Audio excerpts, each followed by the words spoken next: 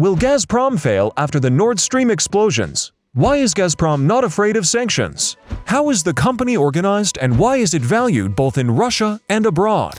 Make yourself comfortable. In this video, we will clearly explain to you how Gazprom came into being and why it plays such an important role in the world economy and politics.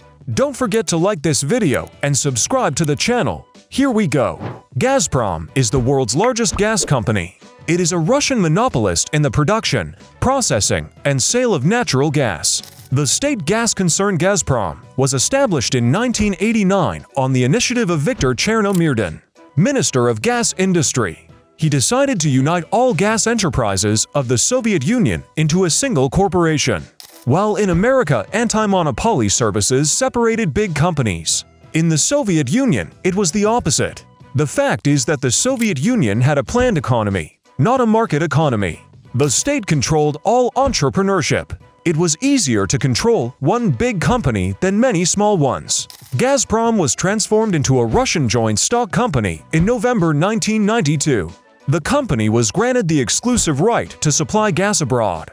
The concern had the right to keep 45% of foreign currency revenues and not to pay duties on export operations. Gazprom became the main source of foreign currency revenues to the Russian budget. Over time, Gazprom took over the controlling stake. In 2000, Vladimir Putin was elected president of Russia. He wanted Gazprom to be taken over by the state. Then he fired the head of the company, Rem Vyacherev. In his place, Putin appointed his buddy, Alexei Miller. In 2005, the law on gas supply in the Russian Federation was changed. The law established the norm that the state had to be the owner of at least 50% and one share of Gazprom. This means that the state was supposed to have a major influence on the company's decisions. In fact, all the time as president, Vladimir Putin surrounded himself with his friends. His co-workers from the intelligence community hold seats of power and in the country's major corporations. This is how he gained trusted people who will always support his policies. We talked more about Putin's rule in this video. Since about 2003, Gazprom has increasingly used its export contracts as an instrument of political pressure on the Russian Federation's economic partners. So-called gas wars for various reasons regularly took place with Belarus and Ukraine. Gas supplies to Europe passed through these countries. At times, Ukraine and Belarus at their discretion could reduce gas supplies to the West and keep most of it for themselves. To secure its export system from Ukraine and Belarus, Gazprom developed new supply routes and created pipelines bypassing Belarus and Ukraine. This is how the South Stream, Nord Stream, and later Nord Stream 2 pipeline projects came into being. The Nord Stream pipeline supplies gas to European countries. You can see its route on the screen. The 4-foot diameter pipe carries natural gas. Before it is shipped, it is cleaned of impurities and made liquid. At temperatures below -4 degrees Fahrenheit, 20 degrees Celsius, the gas becomes a liquid. Nord Stream 2 should become an additional gas pipeline and provide European consumers with uninterrupted supplies. Its capacity will be equal to that of Nord Stream 1. Together they will double gas supplies to Europe and make it cheaper. The project is fully owned by Gazprom. The endpoint of the pipeline is Germany. It can get additional financial and strategic benefits from Nord Stream 2. The country's residents will get cheaper gas, and Germany will become the main European fuel transit country. This will greatly boost the country's economy. In September 2021, the construction of Nord Stream 2 was fully completed. It was finally prepared for launch by the end of 2021. The pipeline must be certified before it can begin operation. After Russia's invasion of Ukraine and Russia's recognition of the Donetsk and Lugansk republics, Germany stopped the certification of Nord Stream 2 to reassess the situation. On September 26, 2022, gas leaks from both Nord Streams were detected in Denmark. They were damaged due to some kind of underwater explosion.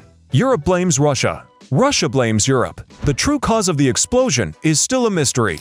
Then gas prices in Europe rose significantly, and everyone started thinking again about Gazprom's role in world politics. Russian gas accounts for more than 40% of European imports. Norway supplies 20% of gas, Algeria to 12%, USA 6%, Qatar to 4%.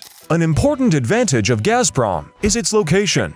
This is very important in gas transportation. The closer the supplier is, the cheaper the supply.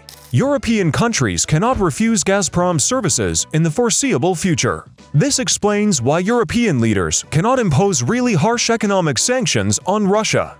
Another factor, some European countries do not have the option to refuse Russian gas because of their economies and locations. They have no other options. Gas prices from new suppliers will be higher and their citizens will be dissatisfied.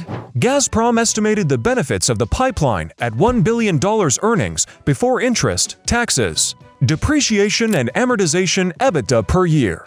In this video, we told you that the average salary in Russia is $450 per month. The average annual salary of a Russian is $5,400. This means that the annual revenue from Nord Stream would equal the annual salary of 185,185 Russians. Right now, the company is missing out on that revenue and also dealing with expensive pipeline maintenance. Yet Europe is exporting record amounts of Russian gas through all possible pipelines despite wanting to give it up. The company's revenues remain good, albeit lower. Gazprom is the key producer and exporter of liquefied natural gas in Russia. Gazprom serves the Russian market at reduced prices. In this area, the company's profits are much lower than in exports. In the long term, China, India, and Southeast Asian countries will provide the main global LNG demand growth. Gazprom is actively establishing relations with these countries. The company also owns a media holding company and has its own banking system. The oil company Gazpromneft plays an important role in the country. Few Russians would refuse to work for Gazprom. The company has been ranked first in the rating of Russian employers for several years in a row.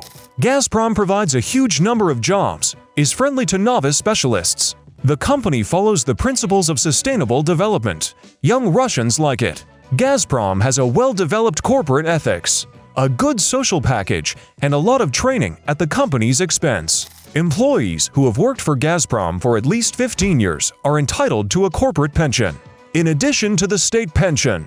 The company invests in charity, builds infrastructure for Russian cities, and organizes events. Many Russians appreciate it for this contribution to their lives. Russia is rich in natural resources. By coincidence, Gazprom has taken over most of Russia's gas. Russian gas is the most convenient for export to Europe, so the EU cannot give it up in the near future. Switching to other suppliers is possible, but it will take a lot of time and money.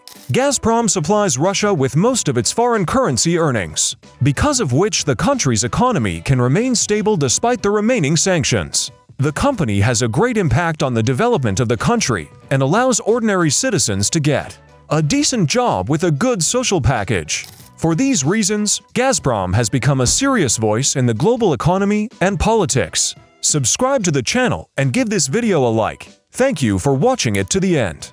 See you in the next videos about Russia and more. See you soon.